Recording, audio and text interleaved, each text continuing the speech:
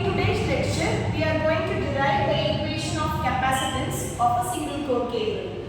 So when we go with cable, we will have an inner conductor and the outer surface we call it as with sheath. So we call a cable as two cylinders, where the inner cylinder we can consider as conductor and the outer is the cable along with the sheath. So the cross-sectional area is clearly drawn here. So the radius is x and the thickness of the cylinder is dx, whereas the total radius from the conductor inner surface to the sheath we call it as capital R, and the inner radius is smaller. So we all know that small r is equal to diameter by 2. Similarly, capital R is equal to capital diameter by 2, which is the diameter of the inner surface to the sheath and the inner diameter. To calculate capacitance, we all know that the formula is Q by V, where Q we name it as charge. So to start with, let us consider flux density, which is Vx, which is equal to Q divided by surface area. We all know that surface area is 2 pi x, so it can be substituted as Q divided by 2 pi x. So similarly, when we go with field intensity, we have to dx divided by epsilon, where epsilon is permittivity. So we all know that epsilon is equal to epsilon naught into epsilon r, so which is permittivity due to free space and relative permittivity. So let us name field intensity as Gx. So by substituting dx value, so this becomes Q divided by 2 pi x into epsilon. So by substituting epsilon is equal to epsilon naught into epsilon r. So this equation becomes 2 pi x into epsilon naught into epsilon r. To calculate work done, so we are considering the limits from inner diameter to the outer diameter. So which is d by 2 to capital D by 2. So from the previous equation, we can write Gx is equal to Q divided by 2 pi x into epsilon naught into epsilon r into dx.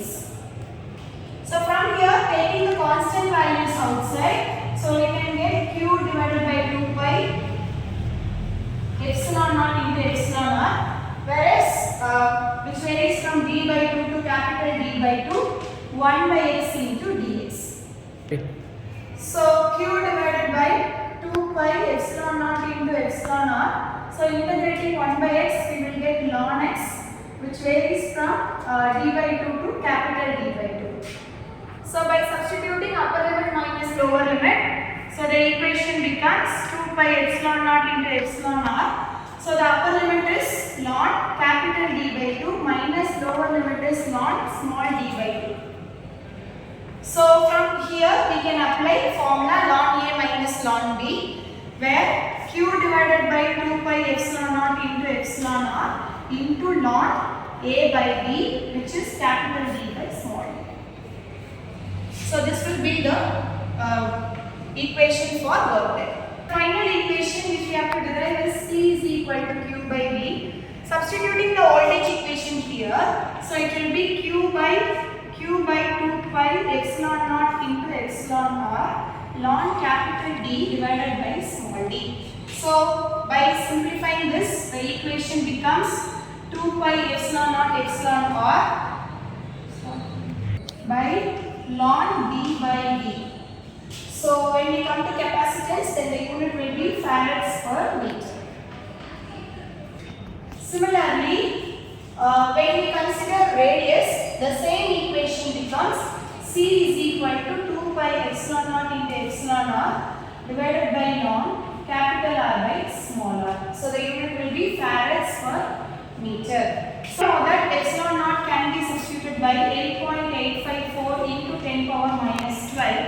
So substituting this value, capacitance becomes 2 pi into 8.854 into 10 power minus 12 into epsilon r divided by ln capital R by small. By simplifying, we will get 5.563 into 10 power minus 11 epsilon r divided by ln